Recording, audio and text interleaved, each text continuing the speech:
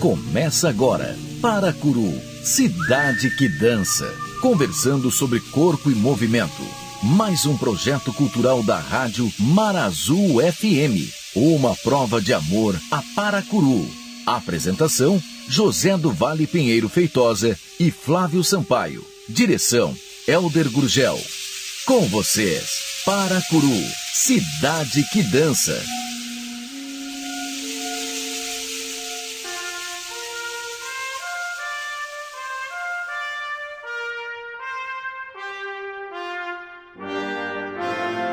Assim como Mar e Paracuru, e até mesmo tal qual os nossos rios Silpé e Curu, apesar da temporalidade das suas águas, eles são persistentes, se margeiam e seguem o seu percurso. Assim como o mar aqui em Paracuru, dizemos dos rios amazônicos, persistentes, de enchentes e vazantes, de barreiras e ultrapassagem, e o Flávio Sampaio conversando com João Vlamir, um na Praça Central de Paracuru e o outro no Rio de Janeiro. João, que nasceu em Porto Velho, Rondônia, que migra para o Rio de Janeiro aos 15 anos de idade, vai fazer teatro com toda a entrega para se tornar profissional. Faz o curso superior de Educação Física, quando, de 1979 a 1980, ganha uma bolsa de estudos e vai para a Academia de Dalauacá para fazer aulas de dança. E tem aulas com os ícones do jazz no Rio de Janeiro, tais como a Carlota Portela e o Renato Vieira. Neste nível entra no seu universo intelectual a importância do balé clássico. Mesmo sem um histórico nesta atividade, vai disputar uma vaga no Teatro Municipal e assim começa sua carreira na dança. E os dois, o Flávio e o João, começam a relembrar suas vidas no Teatro Municipal do Rio de Janeiro, com uma montagem de Copélia do Henrique Martins, em 1981, com participação do Flávio Sampaio. Romeu e Julieta, do João Cancro, com Márcia Aidê, Ana Botafogo e Natália Makarova. Uma época em que as grandes estrelas vinham ao Brasil e ficavam um mês no teatro, convivendo com o elenco local, trocando ideias e eles vendo como elas trabalhavam, como era o processo de ensaio e a direção que elas tinham. Uma grande época, se não uma das maiores épocas do Teatro Municipal, na opinião do João Vlamir. Um grande momento do teatro porque um grande repertório, Romeu e Julieta, Copélia, Dom Quixote, Quebra-Nozes. O João Vlamir escolhendo os papéis mais teatrais. Por exemplo, o personagem do Hilarion, da Copélia, como uma obra de arte, aquele personagem que mais o João levou a sério. O João Vlamir sintetiza o processo do artista de dança segundo o pensamento da Márcia Aidê. Quando o artista se expõe de forma inteira para poder zerar e depois começar a crescer, sem firulas com o corpo exposto na malha e não escondido na roupagem. A dança tem ontologicamente a necessidade de ser cristalina, pois sendo o corpo em movimento, é preciso que o corpo seja consoante à dinâmica do espaço. Precisa ser honesta, senão é impossível sua sobrevivência. Eles conversam sobre a melhora em geral dos materiais da dança, as malhas que permitem maior flexibilidade do corpo, as sapatilhas muito mais adequadas aos movimentos nas pontas. O João Vlamir é muito enfático na ideia que o artista da dança consegue atingir altos níveis desde que mantenha o trabalho continuado, o trabalho diário em sala de aula. Sem aula, na opinião dele, não tem balé. Relembram o balé Dom Quixote com a montagem da Dalauacá. E diz o João, o balé não é sisudo, ele é arte. A gente entra com o maior prazer e alegria. Há um estímulo à felicidade. Relembram que eles viviam focados na dança. Quando não estavam em cena, todos iam para a coxia para olhar e aprender. Reconhece que o balé tem hierarquia de funções, mas ele entende que esta hierarquia é posta naturalmente, posto a ver pessoas com talentos e capacidades distintas. O importante é que não se afaste, permaneça na posição de aprendizado para atingir maiores níveis técnicos. Não tem gente ruim no balé, todos têm um potencial pronto a acontecer. Lembra o coreógrafo Gilberto Mota e vários balés modernos como a Sagração da Primavera, a Sagração da Primavera, Gabriela, Quincas Berro d'Água, Triunfo de Afrodite. Vão relembrar a criação do grupo de dança chamado de DC, que era na verdade o nome de Dissídio Coletivo. O trabalho do João Vlamir em Joinville desde 1902. E então vem o balanço entre a crítica e o respeito, entre a correção e a possibilidade da correção. Há uma frase atribuída ao guerrilheiro argentino Ernesto Guevara de que há de endurecer-se sem perder a ternura jamais. Esta frase é universal, pertence a qualquer processo que se pretenda evolutivo, que precise inovar e especialmente aceitar as mudanças históricas. A crítica é uma forma de ajustar o movimento a um processo estético. Jamais pode ser mera concorrência ou soberba a ponto de desestimular o jovem artista. A dança merece respeito, merece disciplina. O artista encarará a todos com muito respeito. Para qualquer autoridade, ele diria: deixe o trabalho artístico com os artistas. Direção de cena, soluções estéticas, etc. Aqui, Paracuru, cidade que dança.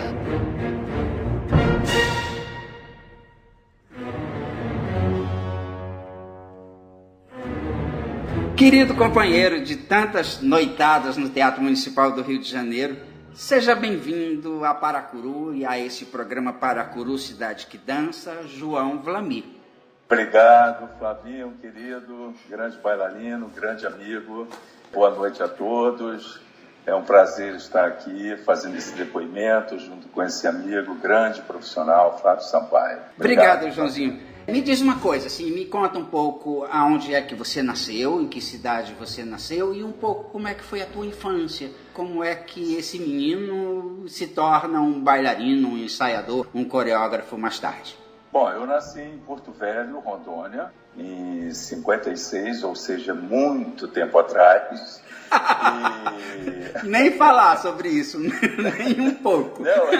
Para contextualizar o tempo que a gente já está aqui na batalha, na nossa batalha diária da arte. Então, eu vim de Porto Velho para o Rio de Janeiro com 15 anos e logo depois eu me interessei por teatro, fiz curso de teatro, depois fui fazer educação física e depois me meti, porque naquela época, já uns long time ago, em 1981, era muito normal a pessoa de educação física fazer uma mistura de jazz com educação física. E como eu estava me formando em educação física, eu fui para a academia de Dalal Ascar, que era a grande dama, ainda é a grande dama de dança no país, e ela me acolheu e eu comecei a fazer aula de jazz sem muito compromisso, e depois falaram para mim: não, você tem que fazer balé clássico é a base de tudo, e realmente anos depois eu vim ver que realmente é isso mesmo, todos fazendo balé clássico como base de dança, né? E aí entrei no Teatro Municipal, resolvi fazer um concurso, né? O concurso de 1981, e acabei entrando no Teatro Municipal e enveredei por essa carreira de conhecimento de teatro, de educação física. Mas quando é que foi que você entrou na dança para complementar um saber que era da escola, que era da educação física? Mas em que momento, João, você disse: não, eu estou apaixonado por isso é a minha paixão, porque eu te conheço, eu sei que você é um apaixonado pela dança. Em que momento isso acontece?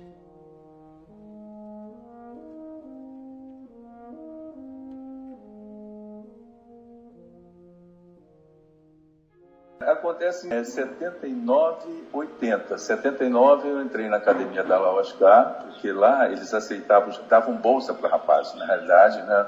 Educação física, você querendo fazer um tipo de arte e tudo mais, naquela época os rapazes eram muito requisitados.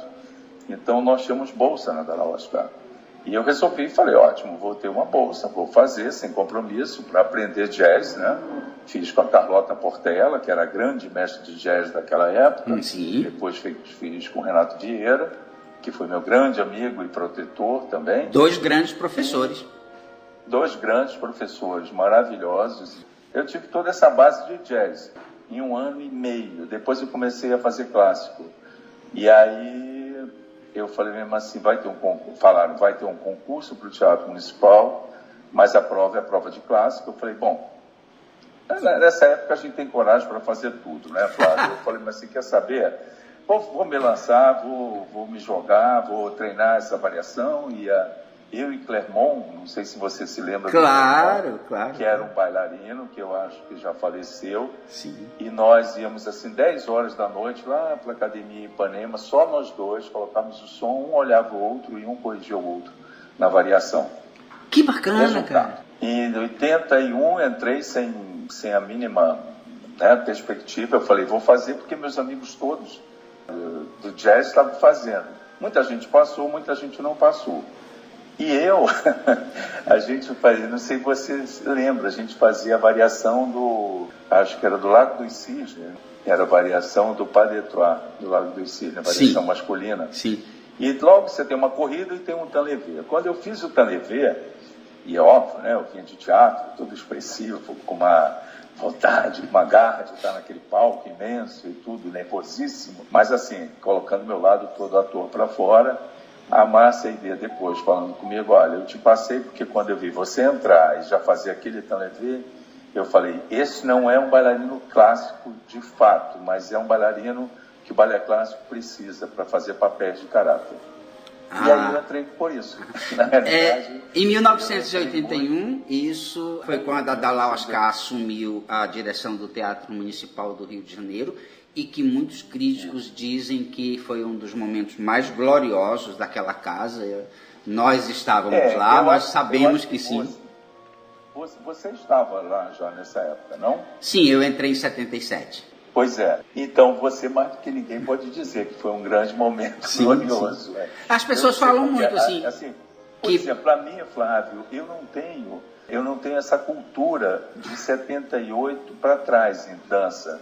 Então eu não me lembro, eu não ia ao Teatro Municipal, eu não tinha ido ao Teatro Municipal, só fui uma vez, assisti uma Gisele que eu não gostei, acho que era uma coisa esquisitíssima, tinha umas luzes piscando. Eu estava no palco nesse dia. Você estava no palco. Eu olhei e eu falei, meu Deus do céu, o que é isso? Naquela época eu fazia teatro, teatro naquela época era muito bem conceituado, muito mais do que agora, então eram todos papas, conhecedores de cena, então eu achei esquisito aquilo tudo, mas era balé, então eu falei, bom, não era a minha área, não estou entendendo. Quando eu entrei, tiveram várias montagens, né, que eu até separei aqui para a gente não se perder, cuja primeira montagem foi Copélia, em 81, e você participou dessa montagem, certo? Sim. Uma copélia de um coreógrafo importantíssimo, um cubano-americano, Henrique Martins, um dos grandes coreógrafos clássicos do mundo. Era um cubano, ele montava nos Estados Unidos, montou muito essa versão e montou pelo mundo afora. Sim. Essa versão é uma versão muito famosa, talvez a versão mais conhecida de Copélia. Depois a gente teve Romeu e Julieta, com o coreógrafo John Cranco, Márcia Ibê participando, Ana Botafogo, todas as grandes estrelas. Natália Makarova. Natália Makarova, maravilhosa. Eu posso dizer que eu dancei ou tive Makarova nos meus braços. É verdade. Porque eu fazia o padre em Romeu e Julieta. Sim, né? E ela fazia a Julieta, só que a cena do padre, para os espectadores saberem, é uma cena muito rápida, né? É uma cena intensa, é óbvio que é uma cena de ator, né? Eu andava em cena, mas tinha... Nessa versão, ela vinha, se colocava em mim, eu levantava, ela andava com ela no meu colo, entendeu? Tinha vários passos de dança, segurava ela em atitude, fazia uma promenade, tinham vários passos de dança e ela vinha para mim.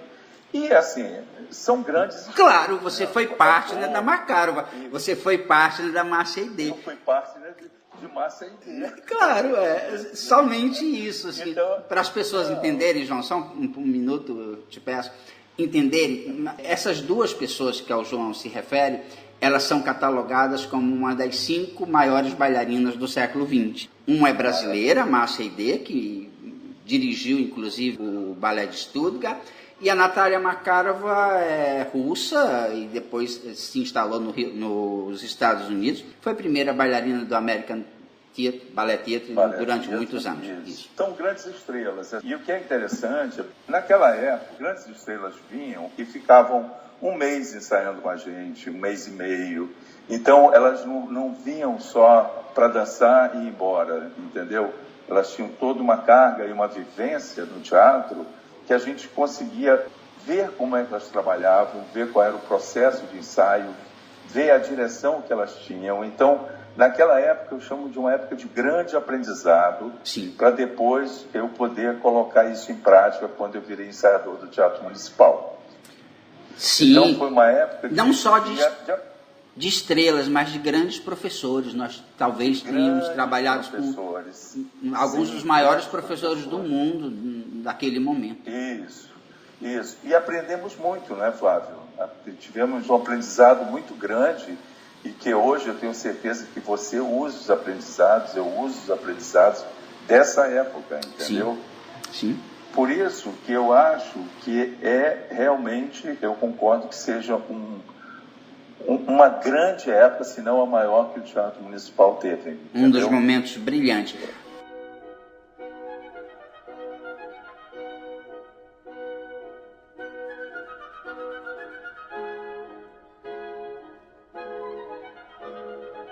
João, vamos falar um pouquinho mais desse repertório, porque esse repertório ele foi tão incrível.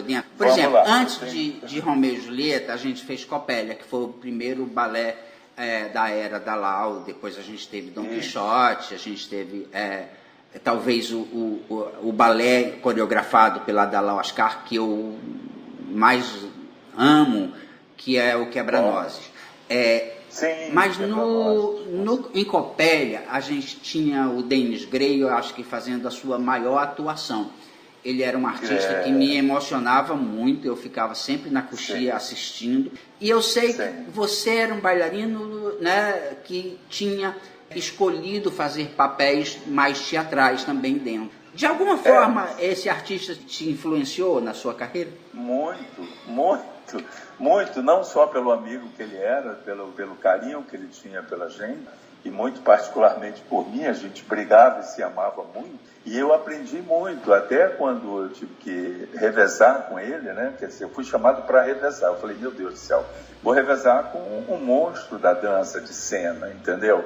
O Denis Gray era o melhor Copélios, entendeu? Em Copélios tem um personagem do Copélios, e o segundo ato inteiro desse personagem. Tem a bailarina, mas tem essa figura icônica, né?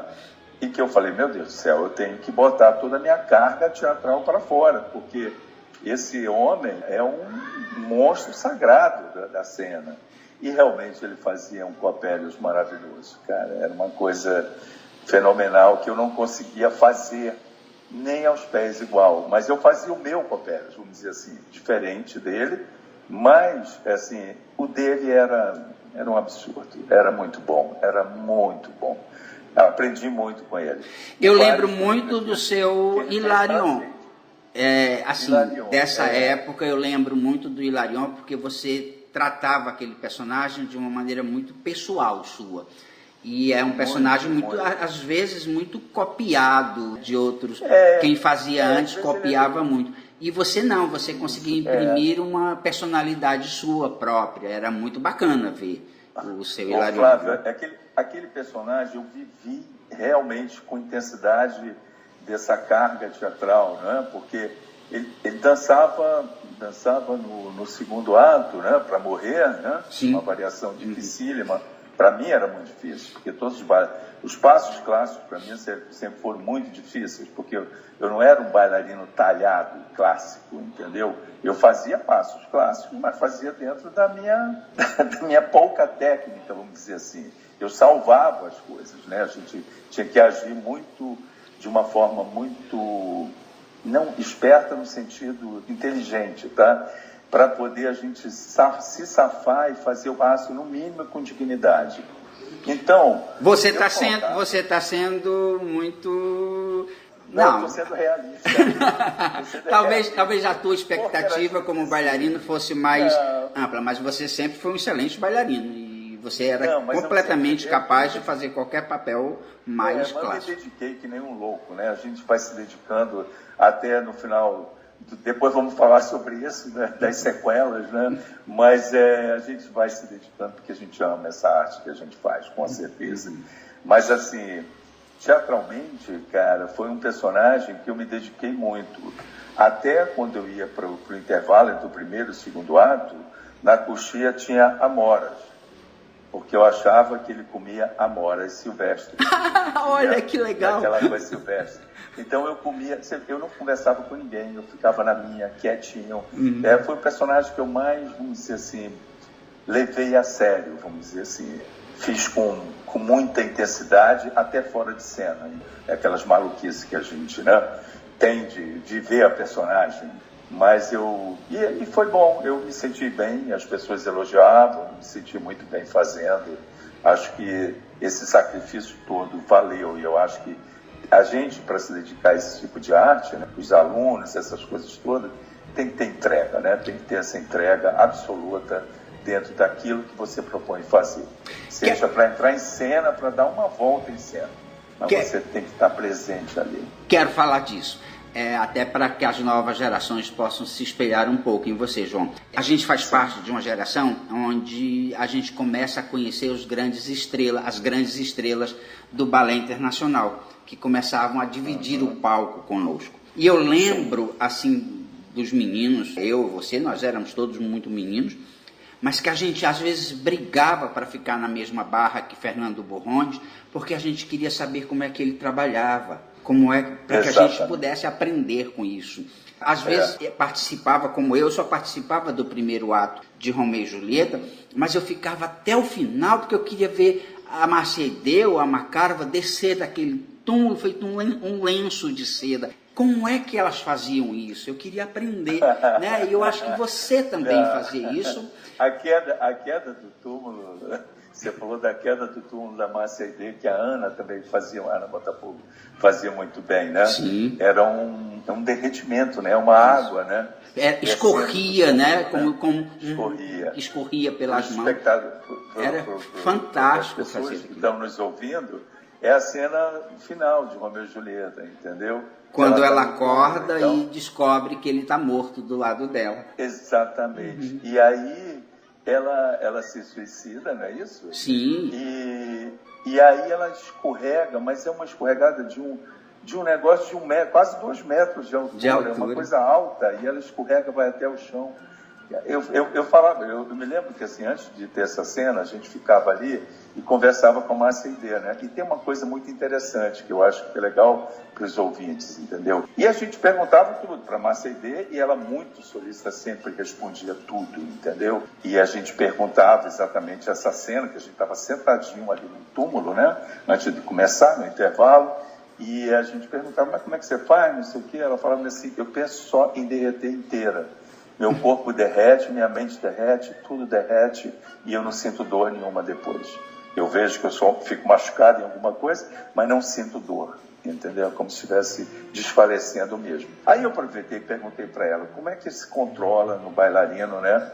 Em termos de física da coisa, por exemplo, você está fora de forma.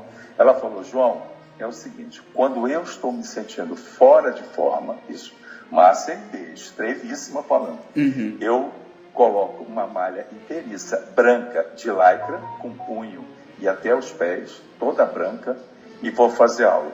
E eu me olho no espelho e digo, não é assim que eu quero estar com uma outra figura. E aí ela vai moldando até chegar ao peso certo, ao físico correto e tudo. Então, olha isso, assim, que bárbaro. Assim, você traz informações de uma grande estrela, isso é legal para o nosso programa. Exatamente. E assim, Flávio, aí eu aprendi que em dança, né, no balé clássico, A gente pode até enganar o público, mas a gente não pode se enganar. A gente pode até enganar o público porque é uma cena, você tem alguns truques, né, cênicos que só os grandes podem fazer. Nós que estamos começando e tudo, não podemos fazer. Então a gente tem que se expor mesmo em sala, ver os nossos defeitos, como é que a gente trabalha, para a gente poder dali zerar e começar a fazer um trabalho digno. Para começar a crescer na dança. Porque a dança é dificílima. É uma coisa cartesiana, ela não tem firulas, entendeu? Ou é ou não é. Não tem o balé clássico, é uma coisa muito direta, é matemática. Para você ver, nessa fala da Márcia Aidê, ela se expõe inteira para zerar e para depois começar a crescer. Sim. Isso é maravilhoso. Isso é maravilhoso. Foi uma lição que eu aprendi. Não adianta você se encher de cachecóis, de calças, essas coisas, não. Quanto mais nu, entre aspas, você estiver para trabalhar, para fazer aula, para uma malha inteira, essas coisas todas, sem muitas firulas, você vai ver todos os seus defeitos e é a partir daí que você começa a progredir. Ou seja, no palco não tem como esconder as coisas, no palco não tem que me mostrar como eu sou. Mas eu acho que isso foi uma coisa da nossa geração, João. A nossa geração começa a fazer dança com esse pensamento. Eu acho que antes da gente existia essa coisa da diva, de parecer, às vezes, o que a gente não Mais parecer, né? Mais parecer do que ser. E eu acho que a nossa geração começa a fazer isso. E me preocupa um pouco essa nova geração, que eu acho que está muito pouco preocupado com esse tipo de pensamento, com esses ensinamentos que a nossa geração foi muito rica, que recebeu de diversos lugares. Me preocupa um pouco, mas eu acho que a gente vai dar certo. A dança é mais forte que isso. Vai dar certo porque a dança exige isso, a boa dança exige isso. Para ela sobreviver, ela tem que ser honesta e clara com ela mesma. Senão não sobrevive. E, cara, é óbvio, eu assim, no meu decorrer, agora, quando eu vou sentar como jurado, ir lá e criticar e ver essas coisas, eu sou super franco com o que eu penso, Flávio. Uhum. Eu não me adapto a um mundo que eu acho que não tem a ver com a arte do balé clássico, entendeu? Sim. Eu não me adapto nessa coisa TikTok, nem a coisa do YouTube, essas coisas todas. Eu vou direto ao ponto. Eu aprendi assim, e assim vai ser. Claro que eu estou aberto a todas as experiências, tem coisas novas maravilhosas, técnicas novas, a dança evoluiu muito em termos de vestimentas, entendeu? As malhas ficaram mais flexíveis, ou seja, por isso o corpo ficou mais flexível, você pôde estender sua perna melhor, as pontas melhoraram, as sapatilhas de pontas melhoraram, então tudo a gente vai alcançando, mas o cerne da dança, eu acho que a gente tem que continuar aquele trabalho diário de sala de aula. Sem aula não tem balé. Cara. Nem pensar. Nem pensar. Não existe isso. Você é um educador, você sabe mais do que ninguém que isso é prioridade absoluta, entendeu? Não adianta. Dançar é estudar muito, isso é verdade. Estudar muito.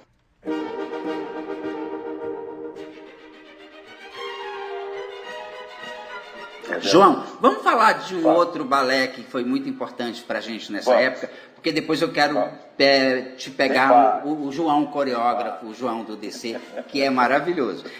Vamos pegar Don Quixote? Don Quixote foi uma grande produção. Don Quixote foi outra grande produção que a gente fez. É uma montagem de Dalal Ascar, é isso? Sim. Foi uma montagem de Dalal Ascar e que ela se cercou de grandes pessoas, vamos dizer, professores de dança caráter, de estilo, de tudo, que acabou a gente tendo uma aula com o Don Quixote, né, Flávio? Sim. A gente não ia... Você tinha uma professora para a gente fazer a rota lá, a cedilha, sei lá, acho que era isso. Sim. E a gente tinha aula de dança caráter mesmo, entendeu? Uhum. Não tinha escapatória. Porque não foi uma remontagem, foi uma montagem. Não, foi uma Naquele montagem. momento a Dalal estava criando aquele balé. Criando, exatamente. Isso cercou de boas pessoas, de bons coreógrafos também, sim. ou bons artistas que davam palpites, ela discutia e tudo, então a coisa fervia, né? Sim. A gente estava num mundo maravilhoso e foi uma montagem que a gente se divertiu muito, né? Também, né? Aprendemos muito e divertimos muito. Aliás, a gente sempre se divertiu, né, João? Assim, eu acho a gente sempre entrou em cena com muito prazer. Com muito prazer, entendeu? verdade. É importante que as pessoas saibam que o balé não é sisudo. O balé é arte, cara. Então a gente entra em cena com um prazer absoluto e, assim, pelo menos na nossa época, a gente tinha um prazer de ver o outro fazer melhor, né, que a gente. De torcer pelo outro, né?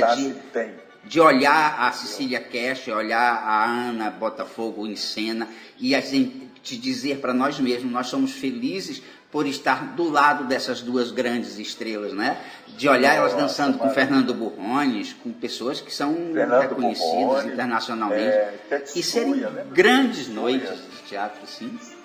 Tetsuya Kumakawa, né? Que foi um grande bailarino que era um escândalo na época, entendeu? Um japonês que estava no Royal Ballet de Londres, sim. Exatamente. E assim, a gente aprendia muito só de ver, né? Sim. Só na coxia. Ninguém ia para os camarins, né, Flávio? A gente ficava nas coxias, olhando a dança acontecer, entendeu? Quando a gente não estava em cena, a gente ia para as coxias, entendeu? A gente aprendia muito só de ver. Sim. E a dança se aprende assim, né? Muito, né? De olhar, né? De ver como se faz. Mas foi uma produção maravilhosa, entendeu?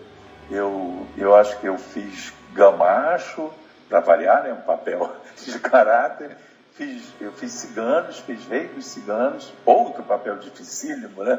Tinha uns saltos lá que, nossa, só Deus sabe como é que eu fiz, mas estava lá presente, tentando fazer da melhor forma possível. Porque também naquela época tinha uma honra entre os rapazes, né?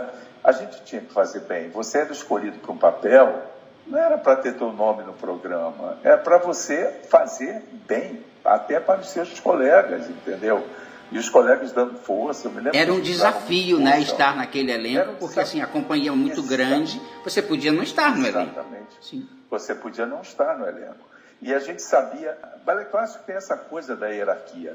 Primeiro bailarino, segundo bailarino, solista, corpo de baile 1, 2, corifeu. Eu comecei como corpo de baile 2. Depois fui para corpo de baile 1, depois fui para corifeu e fazia alguns papéis de solista. Então, você vai galgando esses momentos e vai aprendendo a respeitar, como na vida, que tem pessoas, você pode ser bom, mas tem pessoas melhores que você. Eu acho que o balé ele tem esse sentimento também de você saber respeitar o outro, a capacidade do outro. E não é para te causar inveja nem para você ficar mal, mas é para você também saber que você pode chegar lá. Que lindo depoimento, viu, João? Que lindo para as pessoas no futuro saberem esse amor que você tem pela tua profissão, pelo teu ofício. Sim.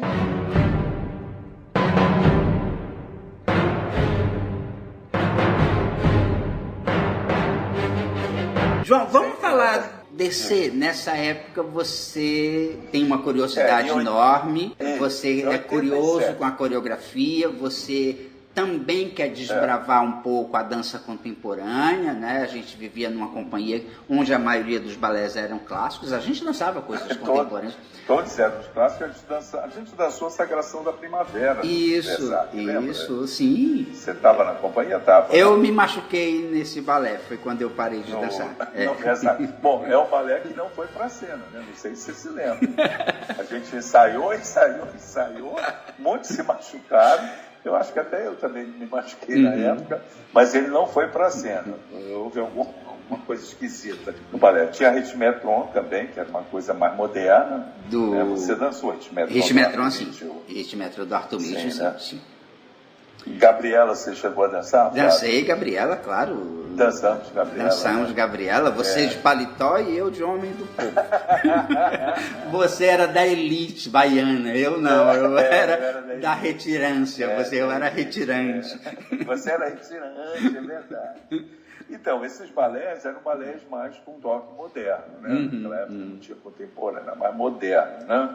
Mas então a gente bebeu em algumas fontes, Gilberto Mota, entendeu? Um grande coreógrafo brasileiro, Gilberto Mota. Eu acho o Gilberto uma pessoa incompreendida e às vezes não muito incompreendido. Citado, né? Foi. Um grande coreógrafo brasileiro. Sim. Ele foi um grande coreógrafo e as pessoas não têm noção do artista que estava ali por trás daquela ânsia toda, né? Que ele era ansioso, né? Ficava nervoso e tudo, mas tinha um grande artista ali atrás. Ele fez uma Gabriela fantástica para o Teatro Municipal, com música do Villa-Lobos, não foi isso?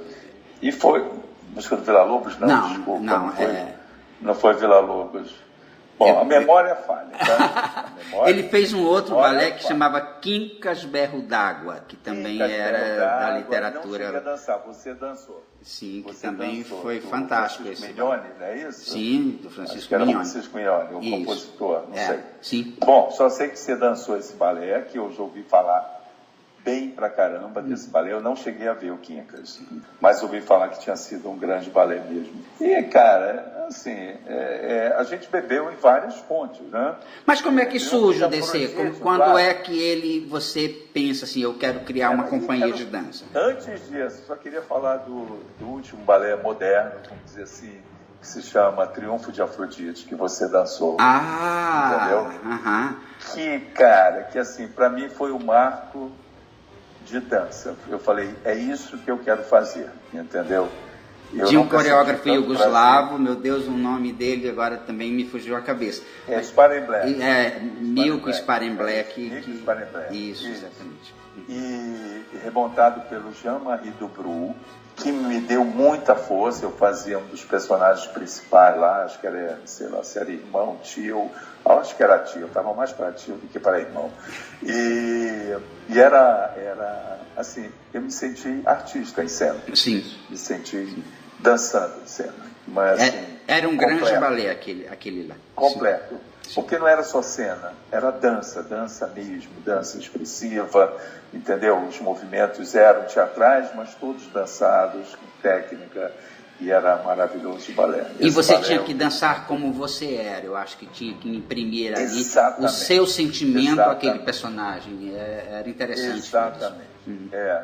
Cada um dançava como era mesmo, então assim, a gente via todo mundo comungando em cena, era uma comunhão artística em cena, né? Todos comungando da mesma fonte, do mesmo objetivo. Era lindo de fazer. Aí com todo esse classicão atrás, né, que tiveram outros grandes balés que a gente montou e mais coisa, em 87 houve um problema dentro da nossa companhia e que, por um problema de governo e tudo, político, essas coisas todas, nós ficamos sem dinheiro um pouco para dançar, para continuar as grandes produções. Nós tínhamos grandes produções, mas houve um hiato de 6, 7 meses na companhia, em 87, e aí eu falei, gente, nós não podemos ficar parados. E aí eu montei um grupo chamado Dissídio Coletivo, que se chama DC, na verdade eu só uso só esses dois coisas, junto com Rodrigo Moreira e Paulo Arguelles, entendeu?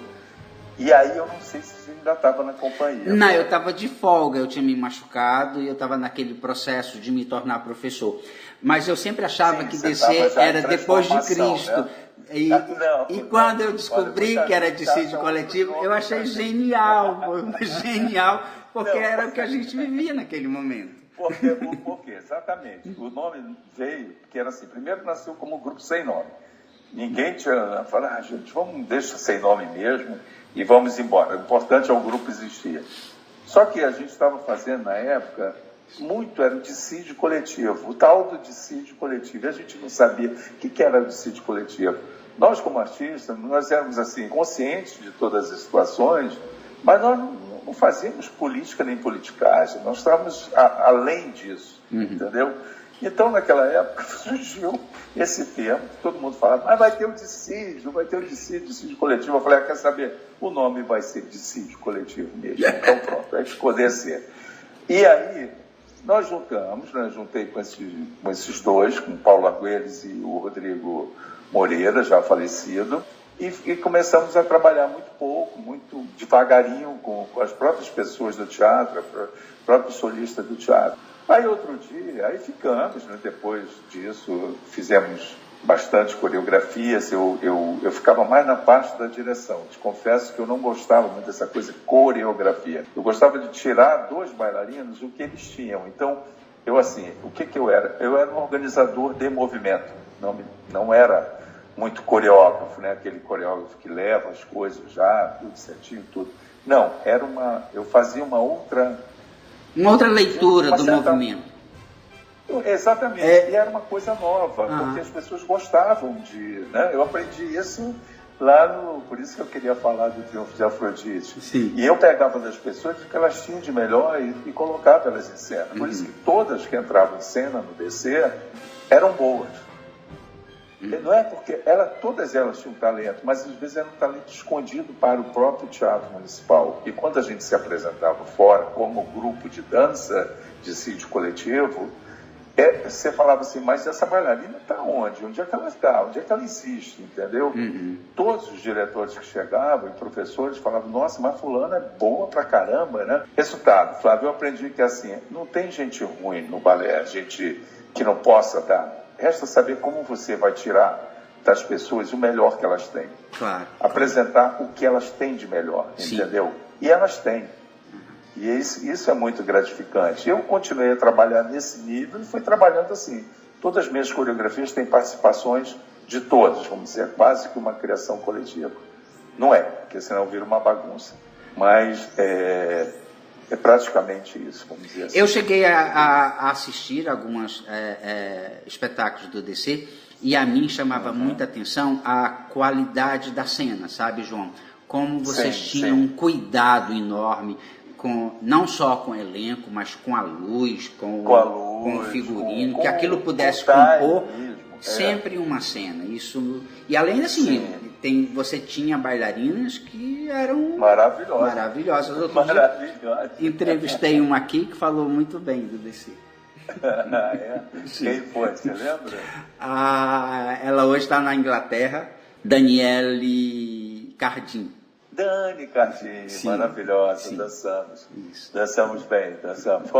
Fomos até para... Não, ela não chegou aí para a turnê. A gente fez 2 turnês para a Europa com o grupo. Conta um pouquinho dessas turnês, como é que vocês chegaram na Europa, porque assim, hoje é tão difícil você viabilizar uma companhia de dança.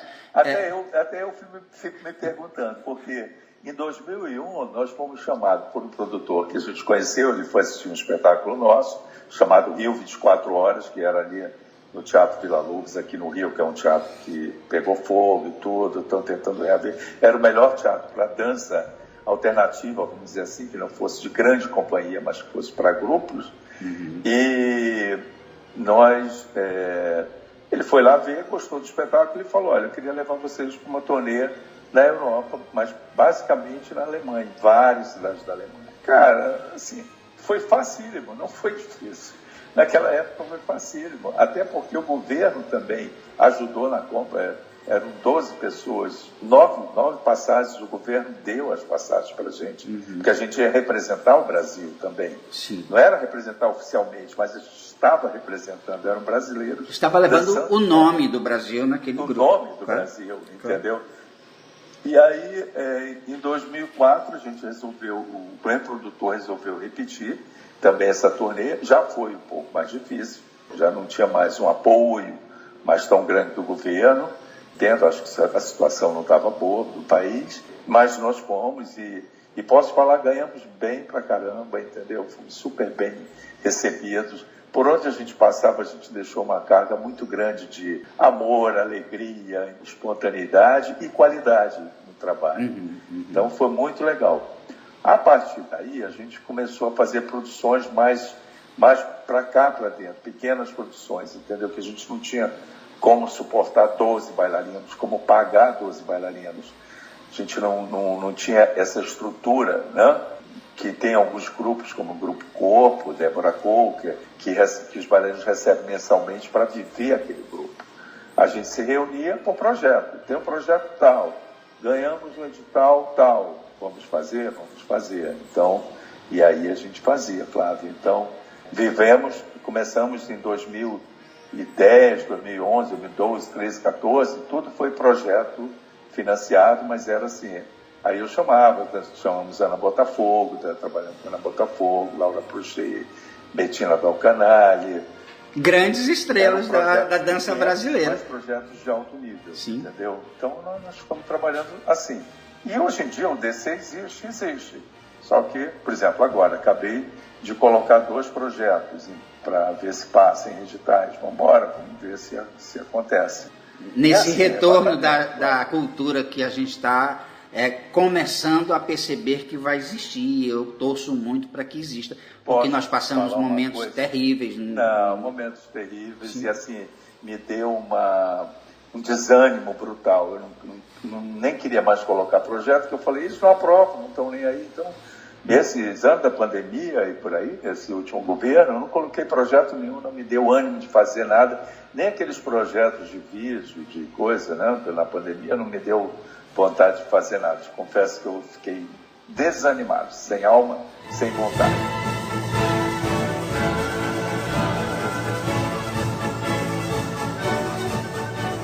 João, a gente já está assim, progredindo no nosso horário, infelizmente passa super rápido, eu ainda tenho um monte de coisa para falar contigo.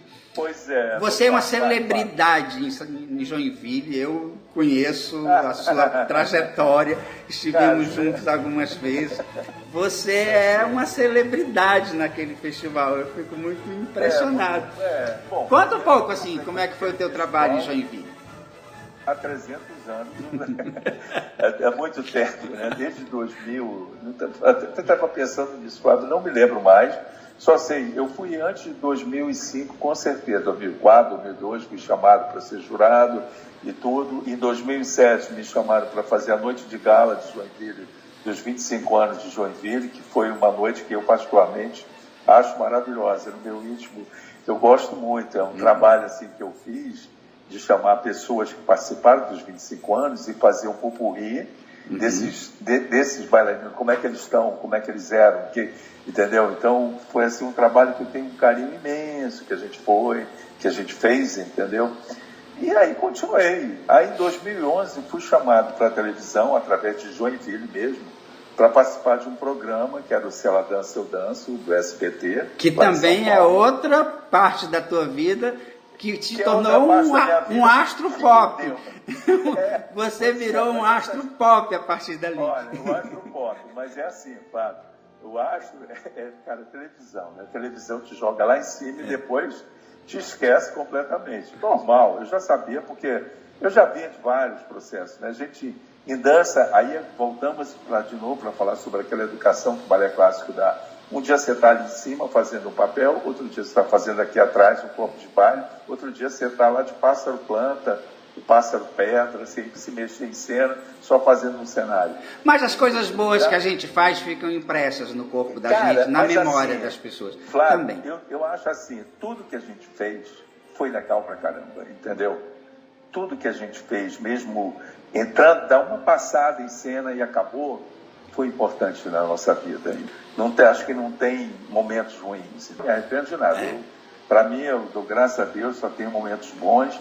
Eu digo assim, o balé me deu muito mais além do que eu esperava receber da vida. O que me impressionava muito em Joinville, eu já não vou a Joinville há uns 2 ou 3 anos, quando nós trabalhamos juntos, às vezes no júri, tua sinceridade, a maneira como você tratava o bailarino com uma sinceridade, ao mesmo tempo você era muito sincero com ele, você era muito gentil, você sempre foi muito gentil com eles, porque no outro dia do espetáculo nós tínhamos uma reunião com esses bailarinos, até para que a gente pudesse discutir a nota que nós demos a ele e o que é que ele poderia melhorar dentro daquela estrutura que ele nos apresentava. E assim, você sempre foi de uma gentileza, que eu dizia assim, como o João consegue dizer coisas às vezes que machucam a um bailarino, né? Mas de uma forma doce, de uma forma de assim, você vai conseguir. Era maravilhoso o jeito de olhar você fazer aquilo. Eu tento fazer isso. Embora no programa, né, para quem assistiu o programa, que eu não sei, né, porque já tem 11 anos, 10 anos, sei lá quanto tempo tem. Hoje em dia, neguinho ainda lembra alguma coisa, né? As pessoas ainda lembram alguma coisa. Fala, você é daquele programa tal, paralé, você era o jurado mal. Na verdade, aquilo dali era um personagem carregado, né? Eu tinha que falar, alguém tinha que falar sério, né? Alguém tinha que dizer as coisas. Então, às vezes, eu carregava na tinta da personagem, né? Mas nesse programa tem uma passagem, um julgamento seu de um menino que fez a morte do Cisne, que aquilo foi muito emocionante. Assim, aquilo te emocionou de verdade, e eu acho que emocionou a todos nós, que até hoje a gente lembra daquela dança e da sua reação. Virou meme, né? Tá por aí, volta e meia eu recebo, entendeu? Hoje em dia já com algumas críticas, porque o mundo mudou muito, né, Flávio? Então a gente tem que ter todo um cuidado para falar, para colocar. Mas, cara, eu tenho que falar as coisas que eu penso que são reais para a gente melhorar o trabalho de quem está na frente da gente. Só que assim, a gente tem que falar realmente com esse carinho. Eu não sei de onde eu consigo, mas eu acho que é pelo respeito todo. A gente aprende na nossa profissão a ter muito respeito, a ser muito claro, duro, sincero, mas você tem esse respeito também, Flávio. Eu vejo você se dirigindo para os alunos, a maneira como você coloca. A gente aprendeu isso, acho. É preciso essa delicadeza no nosso meio, ela é necessária. Não, acho que a gente aprendeu isso porque a gente recebeu isso, né? Também. A gente trabalhou com grandes artistas que nunca foram pedantes, nunca foram chatos com a gente, nunca nos trataram rispidamente. Deve ter tido um ou outro que minha memória fez questão de esquecer. Mas assim, mas a gente aprendeu, a gente bebeu na mesma fonte essa delicadeza, esse carinho, essa maneira de ter com as pessoas. Eu acho que a gente aprendeu na mesma fonte, principalmente porque são artistas. E são artistas que merecem todo o nosso respeito.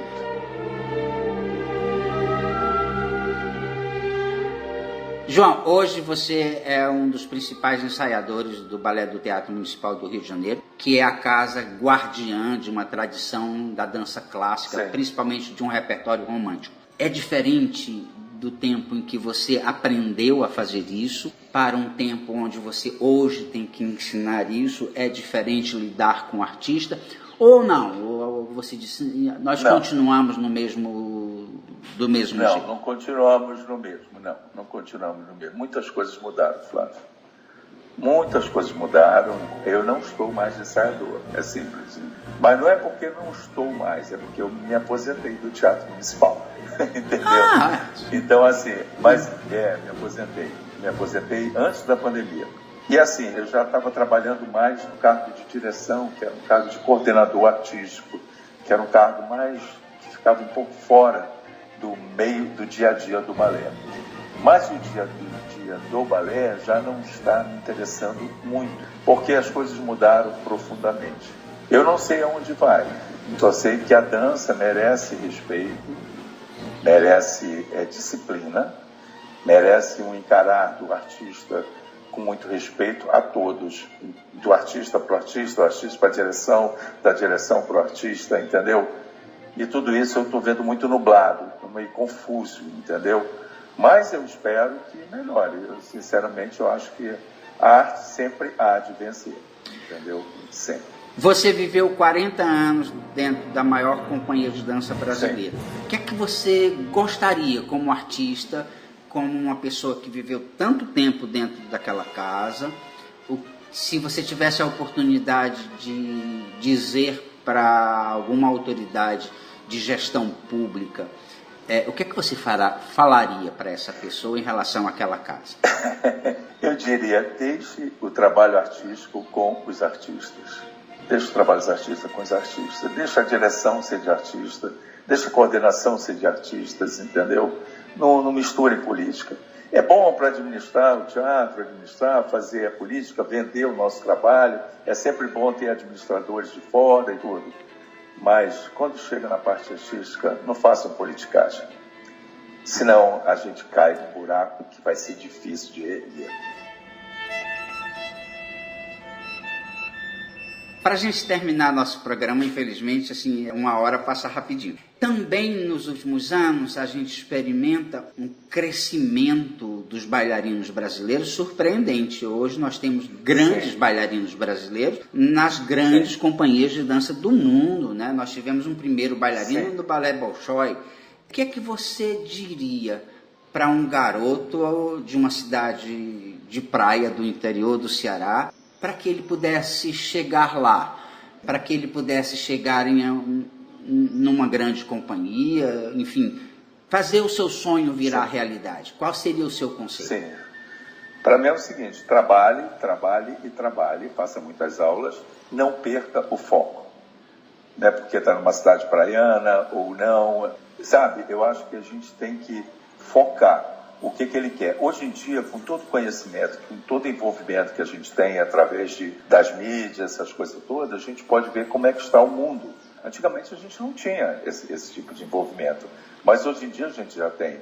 Não desista, porque todo mundo que conquistou alguma coisa é porque trabalhou duro para estar lá, focado. Entendeu? Nós somos então, de uma assim, época em que a gente não tinha internet e que para a gente conseguir uma informação era extremamente difícil. Hoje você clica, dá 2 cliques e está tudo ali no telefone celular. É mais fácil, mas ao mesmo tempo, daí é o meu conselho, não desista. Porque você vê tanta coisa e você diz assim, pô, mas eu estou aqui, estou numa cidade longe, Parará, de repente, tanta coisa acontecendo, bailarinos maravilhosos. Gente, não esqueçam, eles foram também de cidade pequena, trabalhando, mas trabalhando com amigos, fazendo muitas aulas, com vários professores. Eu conheço vários que vieram de cidades pequenas, do interior da Bahia, e tudo, então, no Rosto Balé, então, na Europa, estão todos trabalhando, mas porque focaram, eram focados no que queriam. Então, assim, trabalhem, não desistam, não é porque tem um monte se dando bem que você não vai se dar bem. Você vai se dar bem, sim. Você vai se dar bem dentro daquilo que você focou para se dar bem, entendeu? E o João Vlaminho vai continuar aposentado daqui para frente? Não, porque assim... Você não tem cara de quem vai ficar aposentado, João. Me desculpa. Você não tem esse perfil. Eu falei que eu já enviei 2 projetos do DC, um chamado Ensaio Selvagem e o outro João e Maria, que é um trabalho que eu faço mix com bailarinos e cantores sobre João e Maria mesmo. Aquela opereta João e Maria, né? Uma ópera pocket. Sim. Bom, estou indo para Joinville agora, em julho. E Joinville é sempre bom, porque você trabalha com contatos, com tudo. Estou indo para o festival também, Passo de Arte. E, eu vou fazendo as coisas que vão pintando. Por exemplo, Marcelo está com vários... Marcelo Missanizzi foi o primeiro bailarino do Teatro Municipal. Sim. E agora é diretor e tudo. E ele acabou de fazer um trabalho, ST Tragédias, em que eu participava como ator. Fala só um pouquinho desse trabalho. Eu vi na internet, eu não consegui ver, mas eu tive uma grande curiosidade. E muita gente falou muito bem. Fala um pouquinho só. Ia ser muito bom. É um trabalho que é baseado em duas histórias, né, do Shakespeare, que é Romeu e Julieta e o Otelo. E eu entrava em Otelo, eu era o pai da Desdémona. E a gente fez de forma de dança, meia hora, cada um, 45 minutos, muito compactado, mas fomos abrir a noite de gala lá de Joinville, ano passado. Que teve a participação de uma menina brasileira que é... maravilhosa, Mayara Magri. Mayara Magri, que é a primeira bailarina do Royal Ballet de Londres. Primeiro, essa também é uma, só para vocês entenderem, que é do foco. Ela era de uma academia, ela é filha os pais dela são muito humildes. Ela tinha uma academia que ela frequentou aqui no Rio, ela tinha um projeto social que dava bolsa. Ela foi lá, trabalhou, aí foi indo para Joinville, foi não sei o quê, parará. Quando eu vi, eu estava entregando para ela um prêmio em Joinville, para ela ir para Lausanne, para competir. Tirou o primeiro lugar em Lausanne, resultado, agora ela é a primeira bailarina do Royal Ballet. Então, por isso que eu falo, Flávio, seus alunos, as pessoas que fazem dança, que estão nos escutando, não deixem, se permitam ter esse foco e trabalhem fundo, vão fundo todo santo dia, pensem nessa arte que é maravilhosa, que é a arte da dança. Meu amigo, muito obrigado pela tua participação nesse programa. Espero que a nossa cidade hoje ficou conhecendo um pouco mais você, mas também espero que um dia você venha nos conhecer, você venha até aqui. Pô, tô ansiosíssimo. É um lugar lindo, você vai amar, que é um lugar muito lindo. Eu vejo, eu fico com inveja quando eu vejo as pessoas postando as fotos daí. Eu falo, nossa, tem que ir lá. Obrigado. Se você Então, quiser dizer mais alguma coisa para os nossos ouvintes, fique à vontade. Digo isso, te agradeço muito, Flávio. Eu sei que você é uma pessoa responsável, séria, trabalhadora pra caramba. Hein? É uma pessoa que está sempre ali batalhando, escrevendo, pensando a dança, pensando formas, viu no seu próprio físico a maneira de estudo. Isso eu admiro muito em você, entendeu? Obrigado, querido. É você usar todas as ferramentas que você tem. Não ficar nenhuma cópia, é a sua ferramenta, é como eu penso a dança. E para mim, eu admiro muito. Muito obrigado, João. Um grande abraço Tá para bom? você. Valeu.